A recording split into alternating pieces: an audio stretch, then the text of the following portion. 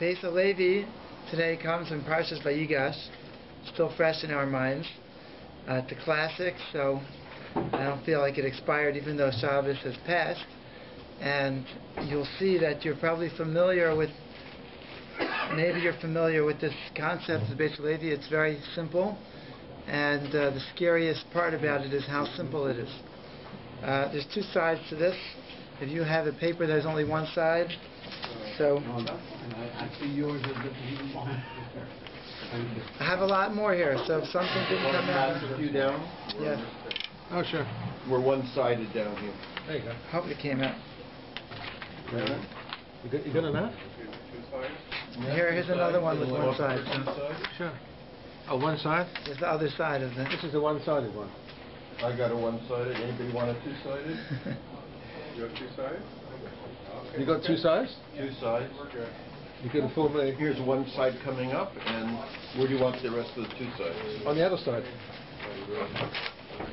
But are they on the party of the first part or the party of the second part? Part of the second one. It's not good to be one-sided. It's a one-sided ladder prayer. Okay.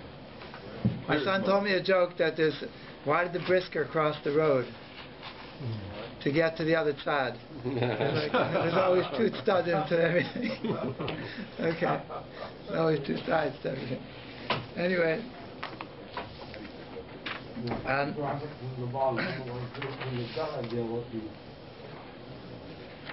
Okay, here we go. The Medrash speaks about Yosef reuniting with the brothers and revealing himself to the brothers. So it says in the right-hand corner, in the the first side that's very full. And after that, I copied some of the Mefarshim on the Medrash, and then we have the Tehillim. We're going to see that the Beis Levi explains the Psukim in Tehillim very beautifully. I hope it will end with a beautiful Tana de Be'eliyahu. It's also a famous piece. Okay. Although it looks very long, this is actually the abridged version of the Beis Levi. There's more to it if you look inside. The Medrash says, "Vayitein es kaili bevechi." They gave their voice in crying, "V'layachlu echav la'anais aisai," and his brothers were not able to answer to him. They stood dumbfounded. So here is the explanation of Abba Kayin Bardula. He was from a place. It was called Bardula, from the place that he came from. Omar, Ay lanu miyayim hadin, ay lanu miyayim hatechecha. Woe is to us, and we have to worry from the day of judgment, from the day of reprimand, of reproof. Bilam, Chacham shel Ovdei Kachavim, Bilam, who was the wise man of all the Gentiles, Lo yachal lamay b'techachta shel asono. He couldn't stand up to the rebuke of his donkey. Hadahu dechsib, the donkey said to him, Hahaske and hiskanti lasos lecha ko? Have I ever done to you like this before such a thing? In other words, have I done such a foolish thing just to stand in the road and not go, and then to go off to veer to the side? You should have realized that there's something in the way. If I've been faithful all this time and I'm a smart donkey who does the job properly, there's a reason, there's something stopping me from going. Vayomer, and what did Bilam say? Lo, you never did such a thing to me before. He couldn't have an answer to the donkey. Chazal actually tell us that the donkey, I think if I'm remembering correctly, that the donkey had to die because Hashem didn't want Bilam to have this disgrace of seeing the donkey that disgraced him. Even for Hashem, Hashem's worried about the disgrace. But if we go on, so that is the first instance of rebuke that of Bilam, who was so wise and couldn't stand up to the words of the donkey. The Medrash continues to our inyan of Yosef and the brothers. Yosef Ketanun Shal Shvatim, he's the young one of the Shvatim. And they couldn't stand up to his teichacha, to his reproof. His brothers could not answer him. They were dumbfounded in front of him.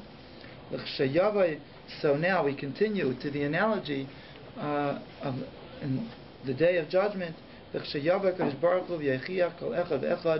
a Kodesh Baruch Hu comes and gives reproof to each and every person, according to what he is, each person individually, shenemar, I will reproof you, I will give you rebuke, and I will evaluate you to your eyes and show you how much more so we will be dumbfounded. And that's something for us to think of in advance, and we're going to now understand what we can do and what the Medrash is actually telling us. So now we have the two Mefarshim on the Medrash. I think the one on the right is the Eitz Yosef. I don't have the Medrash in front of me. Now he explains. The Medrash says that it's going to be individualistic. Each and every person, HaKadosh Baruch Hu is going to come to him. Sha'ish asher malei aisai elikim, or milei aisai elikim b'chachma u'tfuna. Somebody that Hashem gave him a full deck of cards, we'll call it. Somebody who's a very bright person and very wise and understanding, that Hashem gave him a good head. Ro'yu sheyavad Hashem b'taisefes avoda b'mala yisera. So he should be doing more. He should be understanding and achieving more me'azulas than the other. Kifi Yisrael asagase aleyan, according to the amount that extra understanding that he has above them. So that's each and every person is going to be taken to task for their abilities and their potential. That's why the Medrash says, Kol echad ve'echad. Now, the comment of another one of the Mefarshim here, I can't remember the name right now, so a small commentary on the side, like a footnote, and he says also here, another idea here that we see in the Medrash, the Beis HaLevi builds up on both of these, and I kind of skipped the arichos of the Beis HaLevi, so I brought out this concept in the Medrash from these Mefarshim right here on the page. Okay, so the first idea is that we see about the judgment being tailor-made, and we're going to get into that even more as we see from the Medrash. So let's see the next commentary here. I think it might be called Shari Yosher. Aylanu miyoim hadin. Shehu, what's the yom hadin?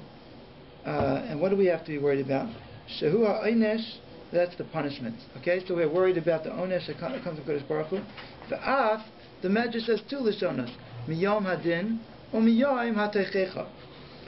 V'af miyom teichecha shu hizvakachos dvarim v'tainos, which means something which is you go to court and there's a debate and there's a jury and you see the justice system.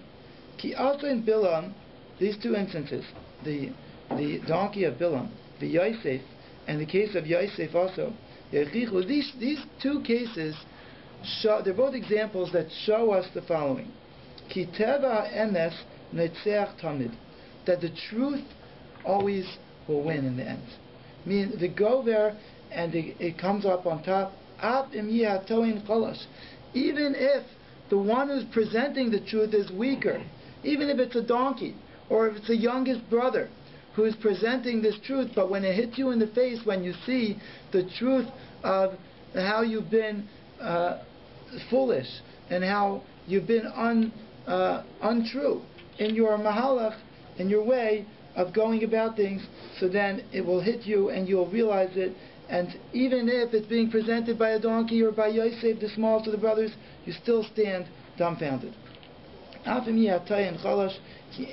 Still, the emes is netzeach tamid. Ki ein ka emes chazaka ba'aretz. There's nothing as strong as truth in the land. Zehu, this is what it means. La yachlu echav ha'gedolim la'anos ha'katan ki nevhalu mipanav. Av ki katanhu, in Cain. So if in front of their young brother who's smaller than them, in Cain mipanav mimnei HaKadosh Baruch Hu le'kol shekein. So in front of HaKadosh Baruch Hu, how much more so? Now, one could ask, perhaps, we could think of an answer. I didn't think of this question before, but Yosef he indeed was their younger brother. but at the same time, he was in a tremendous power, position of power at this point, much more so than they were. So, but apparently this wasn't the fear of what he was going to do to them that this is referring to. Okay? That could be also was something they were afraid of. But in this pasuk that it's saying, Ki nivhalu mipanav, it's not referring to the fear of the power that he had. It's in terms of the status of chashivas, of where he stood in the standings, of that he could give them rebuke. So we see that the truth, when the truth is presented to a person, then this is something that we can't stand up to, and we have to think about it in advance. Now, I copied the psukim in Tehillim. When we read the psukim in Tehillim, maybe we see it's even harder without the English, so I copied the English. And the Beis Halevi is going to give us a beautiful explanation over here of the psukim in Tehillim. Now, why? Because in the Medrash ends off with the proof from the pasuk in Tehillim, and it says, if you look back at the Medrash, in the last line, brings that Hakadosh Baruch Hu, Shayav Hakadosh Baruch Hu Yachir Kalecha Vecha Lefi Ma Shehu Shenemar Echichacha Ve'ercha Le'einecha. Okay, so it brings this pasuk in Tehillim, and the Beis Halevi says that if you look in the context of the psukim in Tehillim, you'll see a beautiful idea here, and he's going to expound upon it. Okay. So let's just see the psukim in Tehillim. Then we'll go back to the Beis Halevi explain the Medrash, and when he gets to the Tehillim psukim, we'll see how this idea is developed so beautifully in the psukim. Okay, this is Kapitel Nun, I believe, 50. It's copied from the art school Tehillim, as you can see. The pasuk Tazayin. V'lo rasha amar elikim, to the wicked Hashem says, Malach alasaper chukai, to what purpose do you recount my decrees and bear my covenant upon your lips? Malach alasaper chukai v'tisa visi aleipicha. In other words, externally you are all religious, and you're saying over my commandments, and as if you do everything right, but really you're a rasha. Really you're unfaithful, and for you hate discipline. That's the translation, the translating of Musar.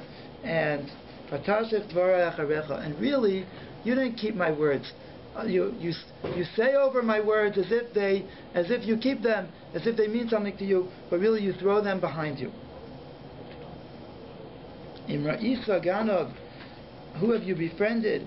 If you've seen Ganav, a thief, but Tiratzimai, you have made peace with him. It's a lashon of Ratzain. But Tiratzimai, you agreed to be with him. V'menafim chalkecha, and with adulterers was your lot. That's who you hung out with. Picha shalachta v'ra l'shayin chatat min mirma. What do you do with your mouth? You dispatched your mouth for evil, and your tongue adheres to deceit. Teishev achicha tedaber. It's a famous pasuk. You sit and speak against your brother. Against your mother's son you slander. These you have done. Hashem says, this is Hashem talking now. This is what you have done. I have kept silence. Dimisa, you thought, Russia, you thought that I'll be just like you. To see what that means. But no, I won't be just like you. I will rebuke you and lay it clearly before your eyes. I will aruch, like a shulchan aruch, I'll lay it out before you in front of your eyes. Okay? Understand this now. Realize it before it's too late, lest I tear you asunder. Okay? And there will be none to rescue. And then Hashem ends off, going back to the beginning of the psukim we just picked up by Tazayin, but that who Savech Taida Yechabdanani V'Sam Derech Arenu B'Yesh Alekim, he offers confession. They're translating Toda as a Haidah, as somebody who confesses and corrects his ways, so he honors me. V'Sam Derech, and one who places his ways and evaluates how he's going about his life, Arenu b'yesh Elokim, I'll show him the salvation of Hashem. He will be have a good future. Okay, so we'll see more about these psukim, but just to summarize, so this Rasha, what is he doing? He's, on the one hand, he outwardly, it could be he's studying Torah, it could be he's even giving this Beis Levi share right now. We hope that he's going to take it to heart. But on the other hand, but what's he doing? He's no, I mean seriously. We're talking about something that's not external here. We're talking about something that is a certain faithfulness of heart and of approach, and being emistic. But this person, on the other hand, who does he hang out with, and who does he make friends with? Who does he be friends with? And he goes and he speaks lashon hara, and he conspires on others, and we'll see how this all ties together from the Beis Levi very soon. Okay. Now, the theme here is it's a very simple concept that Beis Levi is going to bring out, and that is that the biggest teichacha, the biggest rebuke, the reproof for a person is going to be, in the end of days, is going to be from him, his own life, and his own self. And that's what HaKadosh Baruch Hu is saying, that it's going to come, I'm going to lay it out in front of you, and you're going to see contradictions. You're going to see that you aren't, whatever your tainos are, you're going to see that it's contradicted from somewhere else in your life. And this was going on by Yosef HaTzadik and by Bilam as well. And this is what's going on in the Psukim and Tehillim. Now, if we could skip, I was going to end off with this, but I want to see it now because it's beautiful, and it brings out the concept. If you turn over the page, on the last column is actually the end of the piece of the Beis Levi, but he says that in this small piece of Tanakh Yahu, you can see the whole idea that he was bringing out. So it's on the last column, a few lines down, like 6 lines down from the top.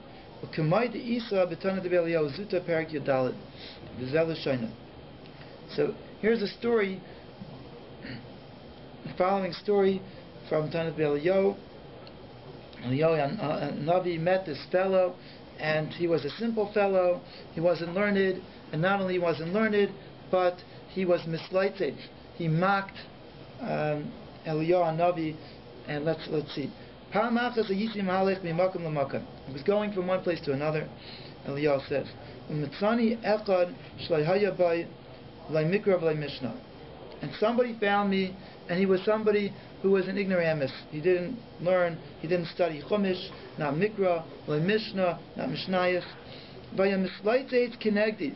And he was mocking in front of me. He was mocking, ridiculing, making fun of, I guess, Torah study and those who observe the mitzvahs. And I said to him, Bini, what are you going to answer your Father in heaven, the Yom Hadin, on the Day of Judgment? In other words, why haven't you yourself studied? Amar li, Rabbi, Yeshli, see, he had a certain respect. Rabbi, Yeshli dvarim shani meshiv. I have a good answer. I have an excuse. Perfect. Hashem won't be able to get me. I have it planned out what I'm going to say. Bina v'das le'nosnu li. HaKadosh Baruch Hu didn't give me an intellect that I could study. Bina v'das le'nosnu li min hashemayim she'ekra v'eshna, that I should be able to learn and to study. I'm not cut out for it. Amarti light. So I said to this yid, Ma malachtecha, what is your profession? Amarli, he said to me, Sayed. I didn't realize he doesn't bring the whole thing. So he says, I'm a fisherman. I trap fish. So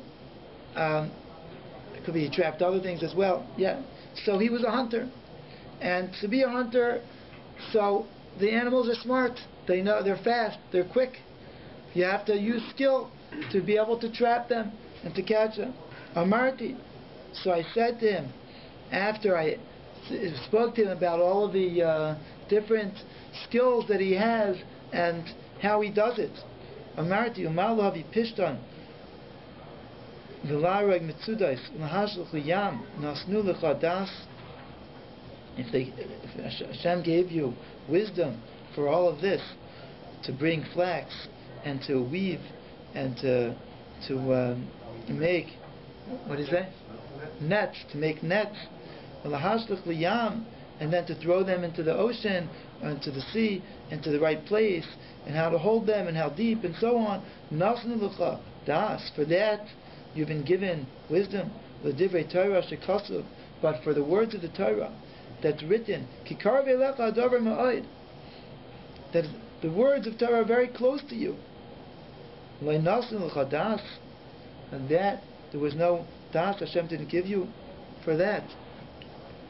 So what he's saying to him is that you see that when you have an interest, when you're something that you have a rata, you have a desire, you feel a need, that something that you want to do, you find a way to be able to find tricks and find ways to do it. So you do have the seichel. So if you would really be interested in the word of Hashem, you would find a way to be able to go about doing it. I just remember a story before we continue, that I had a friend in yeshiva, and I knew him from when I was in the Mir Yeshiva, and I knew that he learned Hasmada. Then I was in Baltimore after that, in Eretz Yisrael in Baltimore, and there he was again, and he was learning Hasmada, and I figured that I'll ask him for a Chavusha Shaft. Maybe we could find time to study together somewhere. And he, at first, was very taken aback when I asked him, and then he says, "Let me get back to you." And he came back to me the next day, and he said to me, he was like actually pretty nervous, and he said, this is kind of private. I don't want, but maybe you know this already, maybe you don't. But he says, I have severe ADHD or whatever it's called, ADD, and I can't focus. I can't stay on the same topic. But I was blown away. See, he couldn't have said, I can't learn with you. But this fellow sitting and learning, and he's finishing Masechtas, and okay, he wasn't cut out to learn Be'iyun maybe, and he couldn't sit and analyze and think through something, so he did it. He went over things a bunch of times, and he covered ground. And here he's becoming such a Talmid Chacham, and look, so another person in his shoes would have said, I'm just not cut out for it. But here he is, he found a way that he could do it, and according to his abilities. So the Times of Eliyahu ends off that Eliyahu Navi had some comforting words for this Jew. Amarti lai, I said to him, Al Yeira Lecha, don't feel so bad. Shekal Bai Olam He Meshivan Shuvazu. Everyone in the world gives this answer to HaKadosh Baruch Hu.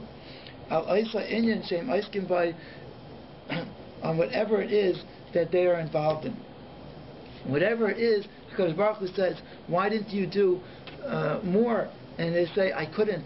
I didn't have the abilities. I wasn't gifted. But what they do from their own life, that is their teichacha. And now this is the concept that we're going to bring out.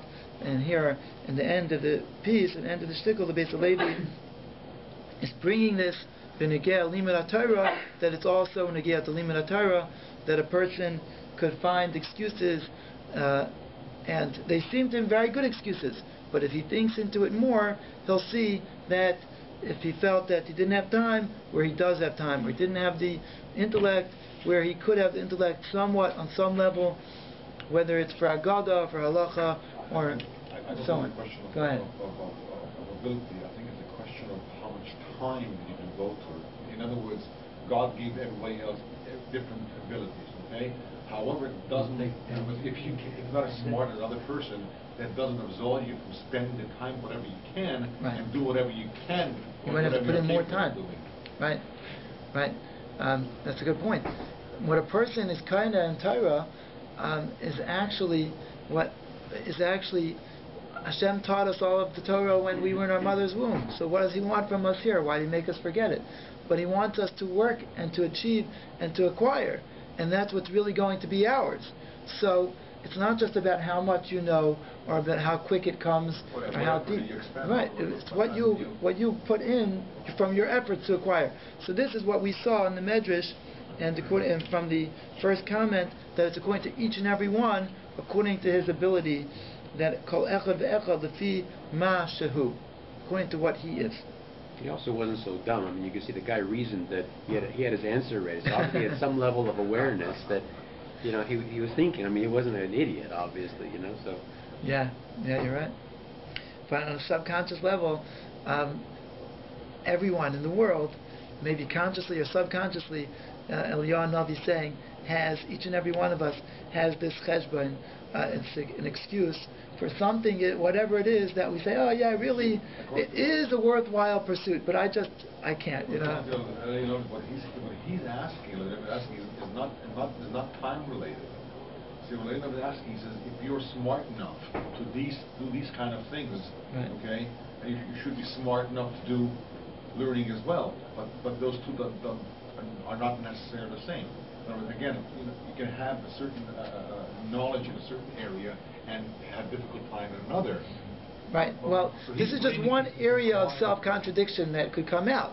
There could be a person could have a lot of energy, and then he says, I have no energy. So HaKadosh Baruch Hu could show him that I don't even want to say this much because it's too dangerous. But we're learning this together.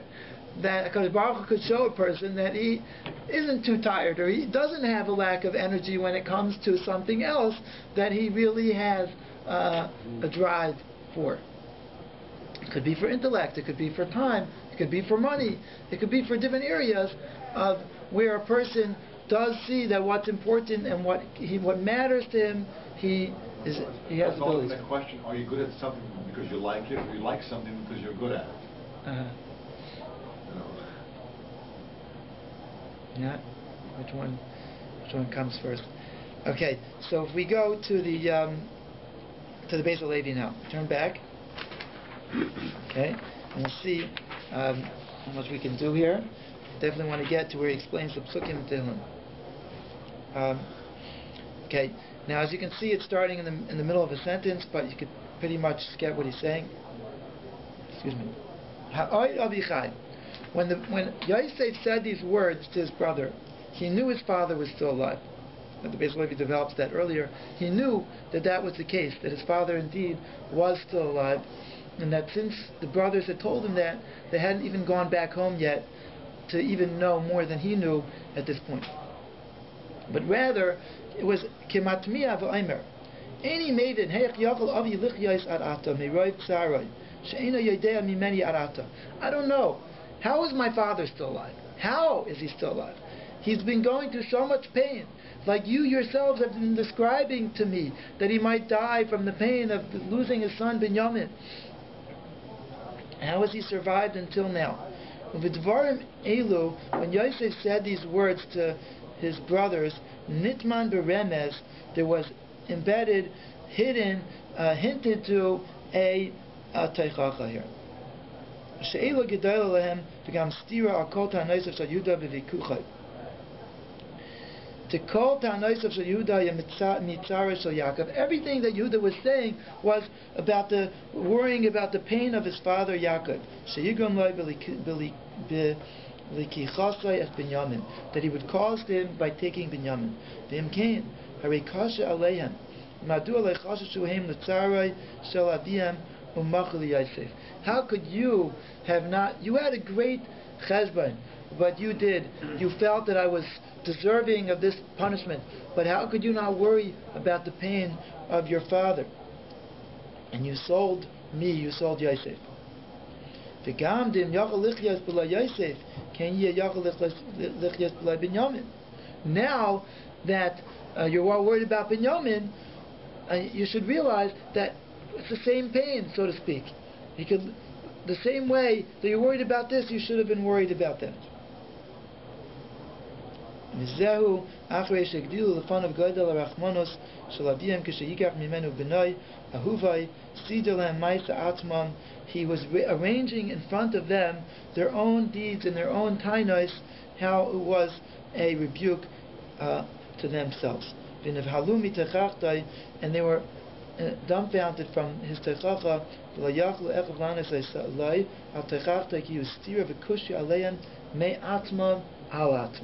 From themselves, on themselves. So, basically, even though it wasn't Yosef's, the power of the presenter over here, that was the power of the reproof, but it was the power of, it was coming from themselves. It was actually the rebuke that was their own rebuke to themselves. It was their own taina, that they can't say that's not a good taina, because it was their own taina. It was what they themselves are saying now is coming back to them. If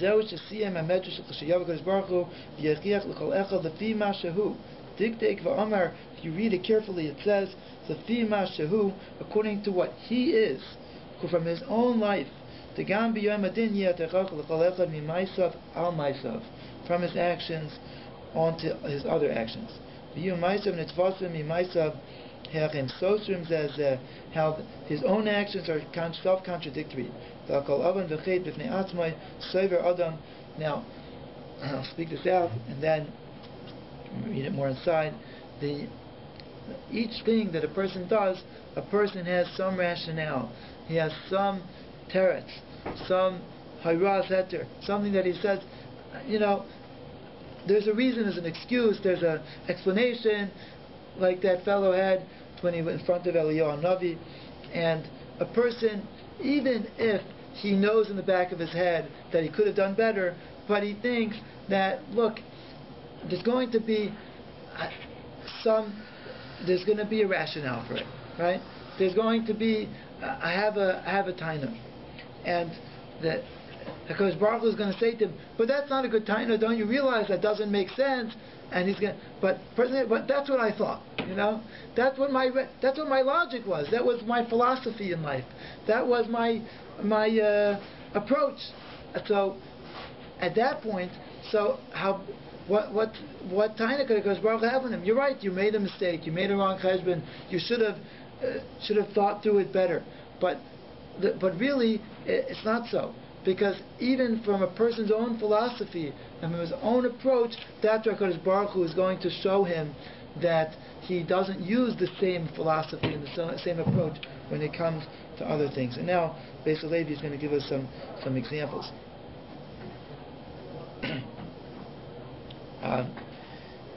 So we see in the middle of this column, he says, the first one line now is called Avain v'chei b'fnei atzmai soiver adam sheyesh like tzas teretz. He thinks I have some rationale. Kol derech ish yosher be'inav. Every single person, the pasuk in Mishlei says, Kol derech ish, every man's path is yosher be'inav, is straight in his eyes. I'm taking the straight path. This other guy, he's too extreme. This one is too extreme. I am taking the middle of the road path. This is the right path. Every person thinks like that. Somebody who's not giving tzedakah like he should be, he thinks to himself, he has a rationale. He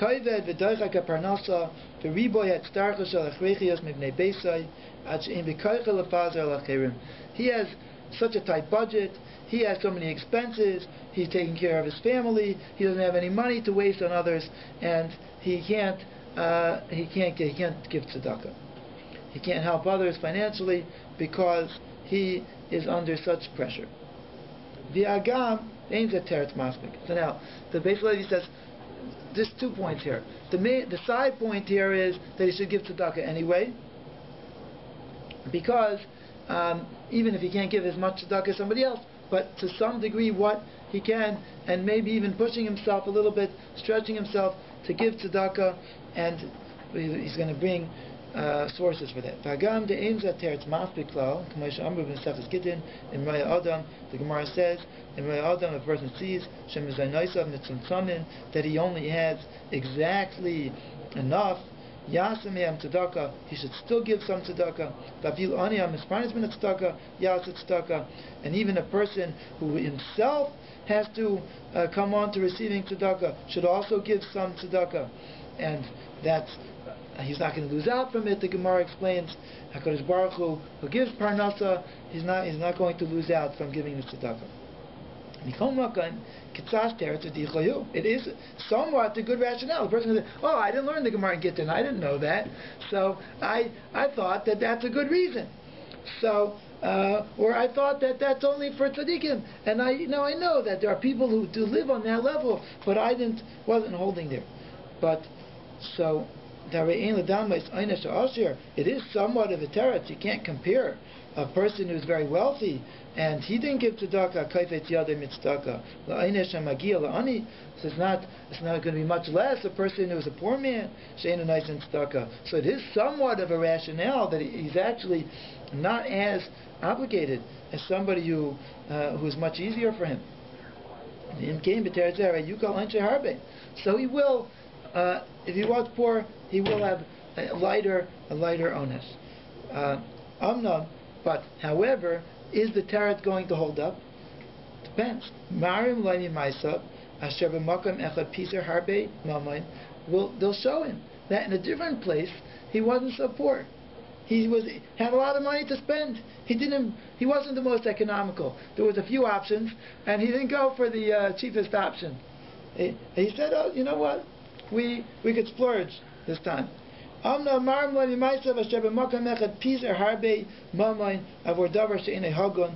for something that wasn't improper even to spend on in the first place, like to get some forbidden taiva, something that he desired that he wasn't supposed to have in the first place. Or he's spending it for kavod, or because he's in a machlokes with somebody and he spends money to outdo the other guy and to show him down.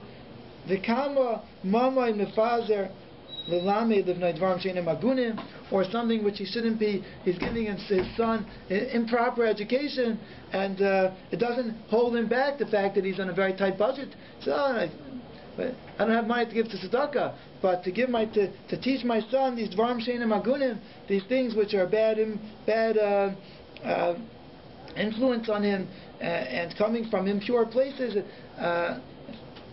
that I do have money for. So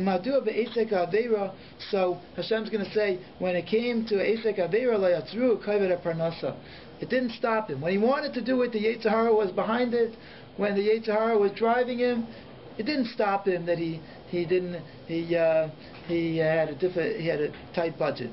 V'nistar bazeh hateret v'yugdal anshe kiflayim. So then it's going to be even worse. V'zeh shomer b'medrash v'yachiach l'chol echad v'mashahu. So before we use this answer, we better think twice, because if we get caught, it's going to be double as bad. Okay, so now pausing there, I just want to say one word of this is that we're not saying that every person's on the same level. Of course, every person on a different level, and a person. I don't think everyone. I don't have to worry about anybody in this room, but there should be one word said that a person could drive themselves crazy if they take this too extreme, which means to say that a person could always be living their life second guessing themselves, like, okay, maybe like I'm going shopping, at Sobeys, and like maybe like I shouldn't be buying this. Maybe I should be giving more tzedakah. A person, if they could take them, they could go too crazy. But on some level, a person has to make a din v'cheshbon and think to themselves, why should I wait till later? When a person realizes sometimes you can't even let's say it's an Aveira. So a person won't necessarily catch himself in the thicket of the Aveira, right? The spending the money on whatever it is. But afterwards, the next time, or when it's done, they could say to themselves, let them think to myself, this cost me money. After it's all done, I have no enjoyment from it, and whatever it is, but let them think. And I'm a guy who doesn't like to spend money, so let me think that next time when it comes to it, I'm going to let this argument of not having enough money stop me from doing the Aveira. And on the other hand, when it comes to do the mitzvah, a person could say that, look, I see that when I really wanted something, I was able to spend it, so now when it comes to do this mitzvah, let me find the money to do it, and I'll be able to, we'll all work out. Now, if we could get back for a couple of minutes, skip to the next paragraph, it's a few lines, skip to the Psukim in Tehillim. Moshe Messiah Medrash L'Raya Al Dvar Me'Aposlet Shenemar Oichichacha Ve'ercha Le'einecha Hu Mishum, so I will reproof you and I will rebuke you and lay it clearly before your eyes. Hu Mishum Dehemshech Psukim Halalu Hovim Gamkein Al Kavanazu. If you look at the context of the Psukim, we see this is what the Tehillim is speaking about.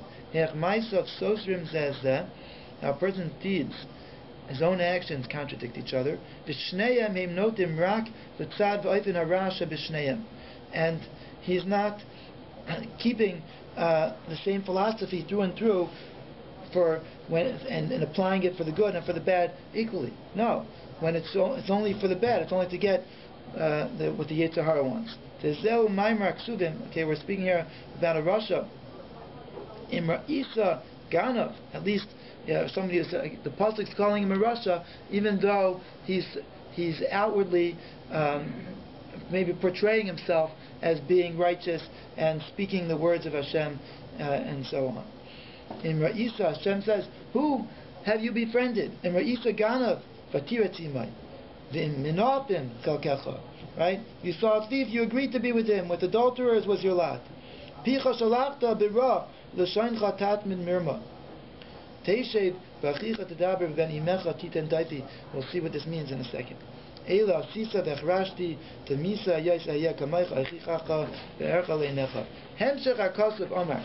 Hashem says to him, look, why are you friends with the Ganav?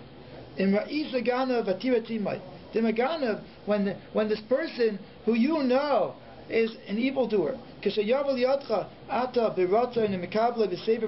you're all nice to him, and you're accepting of him, and mechabed him, and you won't say the bad things that he does. And you'll also be agreeable with minafim, with adulterers, and you'll be able to identify with them and befriend them and be involved with them.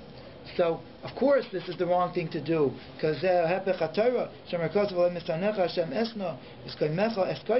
you shouldn't be friends with these people.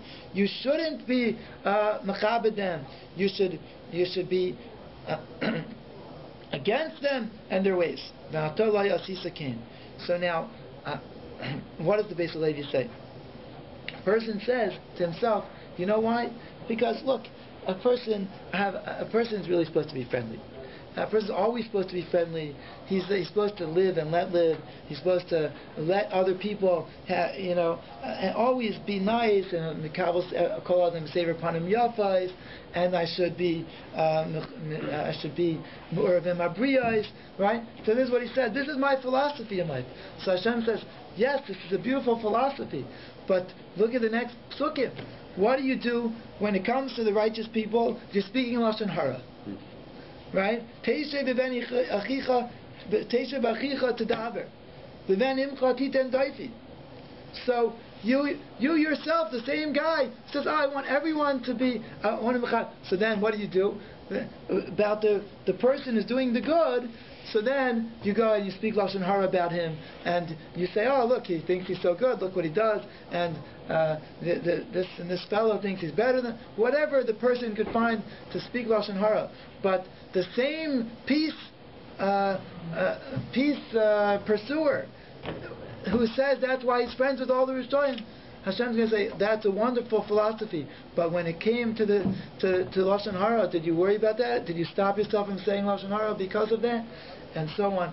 So we have to keep this in mind and think about how we could, if we really want to do what's right, then we could. And the excuses are just excuses, and we could find in our own lives how we could strip them away and make it easier for us. Because if we get rid of our excuses, then it will be easier for us to do what's right.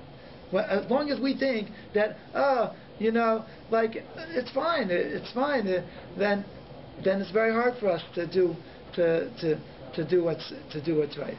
But when we realize, 1 second, I'm not going to get away with this. I'm going to miss Baruch Hu if I don't get up right now. Yeah. So then the same thing we could say when it comes to Baruch Shamar or to Brachas. If you know there's no excuse for this one, then it will be much easier for you to do it, to be Miskaber, to be Mizdaris. Sure.